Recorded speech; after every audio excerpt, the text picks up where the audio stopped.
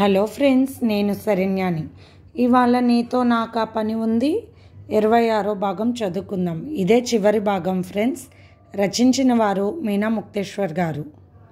విక్రమార్క గారు సందేహంగా కూర్చుంటే మధురిమ పైకి లేచి ఆ తాలిబొట్టును తీసుకుని విక్రమార్క గారి చేతులకు అందివ్వడం జరిగింది. ఆకాంక్ష రమ్మని చెప్పడంతో ప్రముఖ టీవీ ఛానల్ వారు వచ్చి ఫోటోలు వీడియోలు తీసుకుంటున్నారు. విక్రమార్క గారు సంగీతకు మెడలో తాళి కట్టారు. ఈమె నా భార్య, ఈ బిడ్డ నా బిడ్డ అని బలమైన స్టేట్మెంట్ ఇచ్చారు. ఆకాంక్ష చెప్పినట్లు కరెక్ట్గా చేశారు విక్రమార్క గారు. ఆ స్టేట్మెంట్ ఇవ్వడంలో విక్రమార్క గారి ముఖంలో ఆనందం తెలుస్తూనే ఉంది. మధురిమ గారి ముఖంలో ఏ ఈర్ష్యద్వేషాలు కనిపించలేదు. ఆకాంక్ష కూడా గ్రహించింది. తన బాధ్యత తీరిపోయింది. అనిరుద్, మీరు కోరిన కోరిక ఈ విధంగా తీర్చగలిగానని మనసులో ఉన్న అనిరుద్ధ్కి చెప్పుకుంది ఆకాంక్ష. విక్రమార్క గారి ఆస్తులకు వారసుడు సుశాంత్ అని ప్రకటించారు విక్రమార్క. అలాగే అందరూ కలిసి ఉంటే బాగుంటుందని ఆకాంక్ష కోరుకుంది. ఫణీంద్ర దగ్గర మాట తీసుకుంది. నష్టం ఏమీ లేదన్నయ్య. విక్రమార్క గారి దంపతులకు నేను పూర్తి మద్దతు ఇస్తున్నాను. నాకేమాత్రం ప్రాణహాని ఉండదు. ఏదైనా బాధ్యత నేనే తీసుకుంటానని చెప్పింది. నవ్వుతో ఆకాంక్ష ఫణీంద్రతో చెప్పి ఒప్పించింది. ఆకాంక్ష ప్రోత్సాహంతో విక్రమార్క గారు, మధురిమ, సంగీత, సుశాంత్ అందరూ కూడా ప్యాలెస్కి చేరుకున్నారు. ఒంటరితనం ముగిసిపోయినట్టు అనిపించింది ఆకాంక్షకు. విక్రమార్క గారికి వారికి సంబంధించిన బిజినెస్కి సంబంధించిన అన్ని లావాదేవీల కాగితాలు, ఆ తాళాలు మొత్తం కూడా పర్ఫెక్ట్గా అన్నీ చూపించి ఇచ్చేసింది ఆకాంక్ష. తన తండ్రి ఆస్తులు వాళ్ళు ఆక్రమించుకున్నవి, కోర్టు ద్వారా తను తీసుకున్న విషయాలన్నీ చెప్పి, ఆ ఫ్యాక్టరీలో ఆ ఇల్లు స్థలాలన్నీ కూడా బాధ్యతగా చూసుకోవాల్సిన విషయం నా మీద ఉంది అని చెప్పింది ఆకాంక్ష. అంటే నువ్వు వెళ్ళవద్దు ఆకాంక్ష అన్నారు మధురిమ. లేదు, అమ్మకు పోయిన ఆస్తులన్నీ ఆమెకు అప్పగిస్తానని మాట ఇచ్చాను. అలాగే తమ్ముడికి నాన్నగారి బాధ్యతలను అప్పగిస్తాను. తెలియని అన్ని విషయాలు తమ్ముడికి అలవాటు అయ్యే వరకు నేను తోడుగా ఉండాలిగా అన్నది ఆకాంక్ష. ఎవరు చెప్పినా కూడా వినకుండా ఆకాంక్ష ఎవరి బాధ్యతలు వారికి అప్పగించి తన తండ్రి ఫ్యాక్టరీలు, ఇల్లు, స్థలాలు, పొలాలు అన్నీ చూసుకోవడానికి అక్కడి నుండి వెళ్ళిపోయింది ఆకాంక్ష. నేను కొన్ని తీసుకువెళ్తున్నాను. అనిరుద్ గారి ఫోటో, ఆయన ఇష్టంగా కూర్చునే కుర్చీ, మంచము, ఆయన బట్టలు కొన్ని అని చెప్పి చాలా పెద్దగా చేయించుకున్నా. అనిరుద్ ఫోటో మాత్రం తండ్రికి సంబంధించిన తన కారులో పెట్టించుకొని వెళ్ళిపోయింది ఆకాంక్ష. విక్రమార్క గారి ఆస్తుల నుండి చెడు అనే విషయాన్ని దూరం చేసింది. ఈనాడు కాదు, ఇంకా మరికొన్ని సంవత్సరాలైనా కూడా వారి ఆస్తులకు గవర్నమెంట్ నుండి కానీ మరే విధంగానూ సమస్యలు లేకుండా చక్కబెట్టేసింది ఆకాంక్షకు తనకున్న తెలివితేటలతో. అనిరుద్ గారి పేరు మీద ఉన్న వాళ్ళ తాతగారి ఆస్తులను చూసుకోవడానికి నమ్మకమైన ఒక మంచి వ్యక్తిని పెట్టింది. తప్పు చేయరని తెలుసు. ఎందుకంటే ఆ బాధ్యతలను పోలీసు వారి ఆధ్వర్యంలో ఉండాలి. ఏ లెక్కైనా ఫణీంద్ర గారు చూసుకుంటారు. అక్కడి నుండి గోపాలరావు గారు ఎంతో ప్రేమగా కట్టించిన కాటేజ్కి చేరుకుంది. అప్పటికే తన తల్లి, తమ్ముడు అక్కడికి వచ్చి ఉన్నారు. సంతోషంగా తమ్ముడిని కౌగిలించుకుంది ఆకాంక్ష. లోపలికి వెళ్తున్న అమలాకి ఎంతో ఆనందం అనిపించింది. ఇల్లు వదిలి వెళ్ళాలన్నప్పుడు ప్రాణం పోయినట్లు అనిపించింది. మళ్ళీ అదే ఇల్లు, అవే ఫ్యాక్టరీలు అన్నీ కూడా తమ సొంతం అయ్యాయి. అన్నిటికీ కారణం తన కూతురే, కానీ తన కూతురికి ఆనందమైన జీవితం లేదే అని బాధ ఆమె మనసును మెల్లిపెట్టింది. తమ్ముడికి తండ్రి నిర్వహించే బిజినెస్ పద్ధతులను నేర్పుతూ ఉన్నది ఆకాంక్ష. చదువును కంటిన్యూ చేస్తూనే ఫ్యాక్టరీ విషయాలు చూసుకునే అలవాటు నేర్పుతూ ఉన్నది ఆకాంక్ష అన్వేష్కి. అనుకోకుండా తండ్రి కట్టిన షేర్లు ఒక్కసారిగా పెరగడంతో 10 కోట్లు లాభం వచ్చిందని తెలిసింది. నాన్న, దేవుడిలా ఎప్పుడు వెంటే ఉన్నామని సంతోషపడింది ఆకాంక్ష. అవి మళ్ళీ వ్యాపారంలో పెట్టకుండా వాటిని తీసుకుని ఖరీదైన స్థలాలను కొని తమ్ముడు పేరు మీద పెట్టేసింది ఆకాంక్ష. అన్వేష్కి బాధగా ఉంది. అక్కను అలా చూడలేకపోతున్నాడు. ఏదో ఒక ఆశ్రమవాసిలా కనిపిస్తుంటే భరించలేకపోతున్నాడు. కానీ తాము దుఃఖంగా ఉంటే అక్క భరించలేదు. అందుకే అక్క చెప్పిన విధంగా ఫ్యాక్టరీ బాధ్యతలు, ఇంటి బాధ్యతలు, ఆస్తులు, వివరాలు, వాటిని రక్షించుకునే విధానాలన్నీ కూడా నేర్చుకుంటున్నాడు అన్వేష్. కాలం ఎవరి కోసం ఆగదు, జరిగిపోతుంది. సుశాంత్ ఇతర దేశాలు వెళ్ళడం జరిగింది చదువుకి. విక్రమార్క గారు సంగీత గారిని తన ఆఫీస్లో కొన్ని బాధ్యతలు తీసుకునేలా నియమించారు. ఇప్పుడు ఆయన మొత్తం న్యాయంగా నడుస్తున్నారు. మధురిమ ఇతర దేశాలలో తన వాళ్ళ దగ్గరికి వెళ్ళిపోయింది. ఆకాంక్ష తండ్రి గదిలో ఉన్నది. అనిరుద్ ఫోటోను చూస్తూ ఉన్నది. అనిరుద్, నా బాధ్యతలన్నీ తీర్చుకుంటున్నాను. ఇంకొక 6 నెలలు ఉంటే తమ్ముడికి వివాహం చేసేస్తాను. తమ్ముడు చదువు పూర్తయింది. ఫ్యాక్టరీలన్నీ బాధ్యతగా చూసుకుంటున్నాడు. వాడిప్పుడు పెద్దగా కనిపిస్తున్నాడు. చూస్తుండగానే నువ్వు కనపడకుండా 3 ఏళ్ళు నిండిపోయాయి అనిరుద్. ఇక నా కర్తవ్యం నాకు బోధపడింది. ప్రతాప్ సింహ గారి గురించి కనుక్కుంటే ఆయన దేశ పర్యటనలోనే ఉన్నారు కాబోలు మళ్ళీ కలవలేకపోయాను. అంకుల్ వైపు చూస్తుంటే నిన్ను చూసిన భావన ఒక్కసారైనా కలిగేదని అనుకున్నాను. అది కూడా జరగలేదు. పెళ్లి చూపులకు వెళ్ళి చూసి వచ్చారు. సత్యం మాస్టర్ గారి తమ్ముడు కూతురు చాలా బాగుంది. మంచి కుటుంబం అని తెలుసుకుని ఆకాంక్ష సంబంధాన్ని ప్రస్తావించింది. వద్దు నాకు పెళ్ళి అని చెబుతున్న అన్వేష్ మనసు మార్చి, నువ్వు కూడా సంతోషంగా లేకపోతే అమ్మ భరించలేదురా, నేను సంతోషంగా ఉండలేనని ఒప్పించి అన్వేష్తో అవనిక వివాహాన్ని జరిపించింది ఆకాంక్ష. చాలా ఆనందంగా అనిపించింది. తల్లి తన వైపు బేలగా చూస్తుంటే అమ్మ తమ్ముడు ఆనందంగా ఉన్నాడు. ఈ విషయానికి నువ్వు సంతోషంగా తీసుకుని ఆనందంగా ఉండాలి. ఎవరి తలరాత ఎలా ఉంటే అలా జరుగుతుంది. ఒక బాధను తలుచుకుంటూ కూర్చుంటే జరిగే ఆనందాలన్నీ ఎలా సంతోషపడాలో తెలియదు కదూ. తమ్ముడు వివాహం అయ్యాక నాకు ఆనందంగా ఉంది అని నవ్వింది ఆకాంక్ష. నాన్నగారు నాకు ఇచ్చిన బాధ్యతలు నెరవేర్చుకున్నా. సంతోషం నాకు ఉంది అమ్మా. నువ్వు కూడా ఆనందంగా ఉంటేనే మరింత సంతోషం అని నవ్వుతున్న కూతురు వైపు చూసి నవ్వేసింది అమల. తమ్ముడికి నాన్నగారు పుడతారు చూడు అని ఆకాంక్ష తన కన్న తల్లి మనసుని మార్చింది సంతోషంగా. అనుకున్నట్టుగానే అవనిక గర్భవతి అయ్యింది. చక్కటి మగబిడ్డ పుట్టాడు. తాతగారి జాతకంలోనే పుట్టాడని పంతులు గారు చెప్పడంతో అందరూ సంతోషపడిపోయారు. అద్వైత అని పేరు పెట్టారు బాబుకి. బాబుకి బారసాల ఉత్సవాలన్నీ చక్కగా ఏర్పాటు చేయించింది ఆకాంక్ష. అమ్మ నాకు వేరే పనులున్నాయి. ఆశ్రమంలో కొన్ని బాధ్యతలు అప్పగించారు అనిరుద్ గారు. అవన్నీ దగ్గరుండి చూసుకోవాలి. నాకు ఏదో ఒక వ్యాపకం ఉండాలి కదూ అంటూ ఆనందంగా తను ఎంతో సంతోషంగా వెళ్తున్నట్లు ఆకాంక్ష అనిరుద్ స్వయంగా తను సంపాదించిన డబ్బుతో కట్టించిన ఆశ్రమానికి వెళ్ళిపోయింది. ప్రస్తుతానికి సంగీత వాళ్ళు ఉండే రూమ్లో ఆకాంక్ష ఉంటుంది. ఎవరి బాధ్యతల్లో వారు మునిగిపోయారు. ఇతర దేశాల నుండి సుశాంత్ రావడం, అతనికి బాధ్యతలు అప్పచెప్పడం జరిగింది విక్రమార్క గారు. ఆశ్రమ బాధ్యతలు పట్టించుకుంటూ ఆకాంక్ష బిజీగా మారిపోయింది. అనిరుద్ గారు పేదలకు ఏర్పాటు చేసిన ఆస్తులను సక్రమైన మార్గంలో ఖర్చు పెడుతూ ఉన్నది ఆకాంక్ష. రోజులు గడిచిపోతూ ఉన్నాయి. ఆకాంక్ష మాత్రం అనిరుద్ కూర్చునే కుర్చీలో కూర్చుంటూ ఆ అనిరుద్ని తలుచుకుంటూ అలాగే వాళ్ళని నిద్రపోయేది. అంతేకాదు ఆయన ఇష్టంగా పడుకునే ఒక చిన్న సైజ్ బెడ్, ఆయన బట్టలు కూడా తనతో తెచ్చుకుంది. రాత్రిపూట అనిరుద్ షర్ట్ వేసుకుని అతన్ని పడుకునే మంచం మీద అలా పడుకుని ఉంటుంది. అది అనిరుద్ ఫోటో చూస్తూ నిద్రపోతూ ఉంటుంది. మాట్లాడుతూ ఉంటుంది అనిరుద్ ఫోటోతో. అలా చాలా రోజులు జరిగిపోతూ ఉన్నాయి.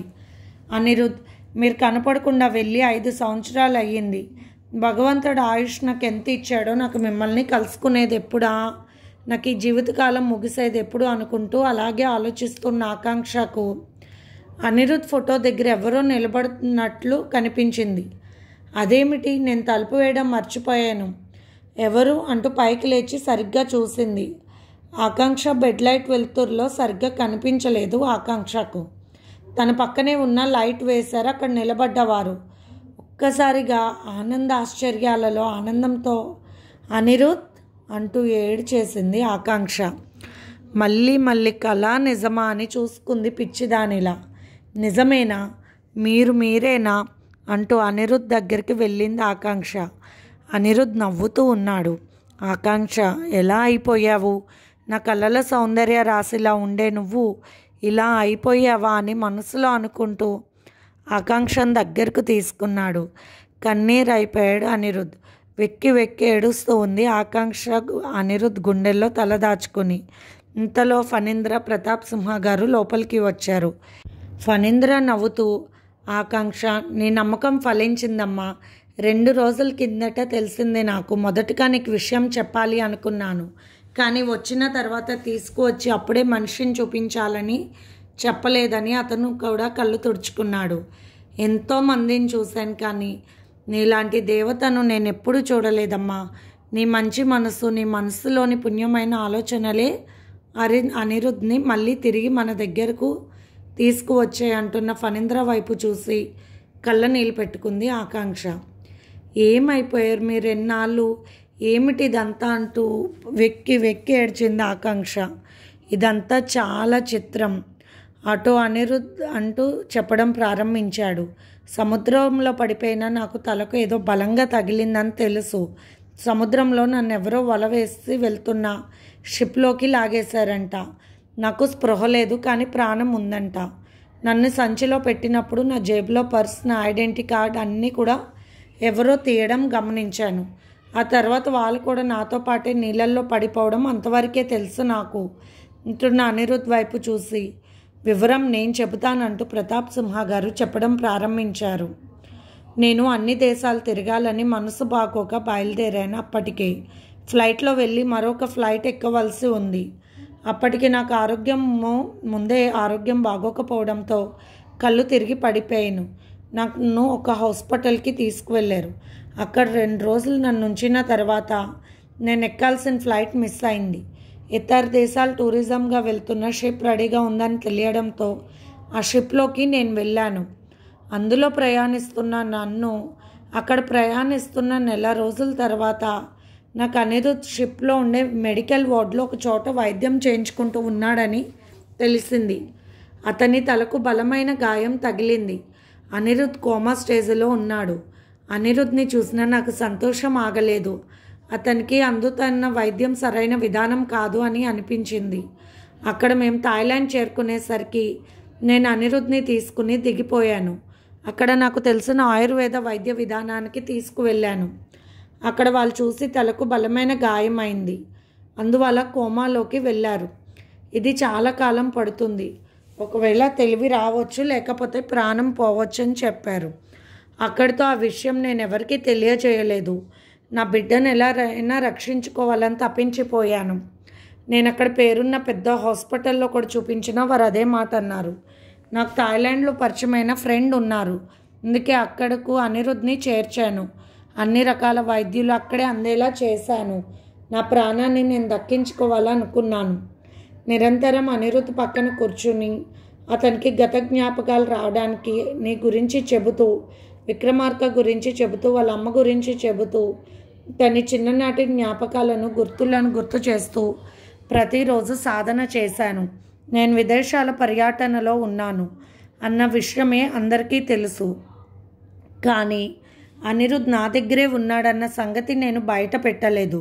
క్షేమంగా ఉంటే ఆనందంగా బయట పెట్టవచ్చు. ఏ క్షణం ఏమవుతుందో నమ్మకం తెలియని అనిరుద్ధ్ గురించి చెప్పకపోవడమే మంచిదనుకున్నాను అని అన్నారు ప్రతాప్ సింహ గారు.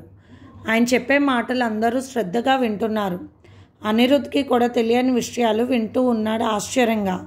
అక్కడ వైద్యం చేస్తున్న వారు నమ్మకం చెప్పలేదు. అందుకే తెలియజేసి మరీ నిరాశపరచడం ఇష్టం లేక నా బిడ్డ క్షేమం కోసం ప్రతిరోజు భగవంతుని ప్రార్థిస్తూనే ఉన్నానంటూ ఆయన కన్నీరు పెట్టుకుంటూ ఉంటే అందరికీ దుఃఖం వచ్చింది. దాదాపు 5 సంవత్సరాలు గడిచిపోయాయి. 2 నెలల నుండి మనిషిలో స్పందన రావడం, ఆకాంక్షని గుర్తు చేసుకోవడం జరిగింది. నా దగ్గరున్న ఫోటోలు చూపించాను. సంతోషంగా చూస్తూ ఉన్నాడు. ప్రతి విషయాన్ని నేను నా ల్యాప్టాప్లో స్టోర్ చేశాను.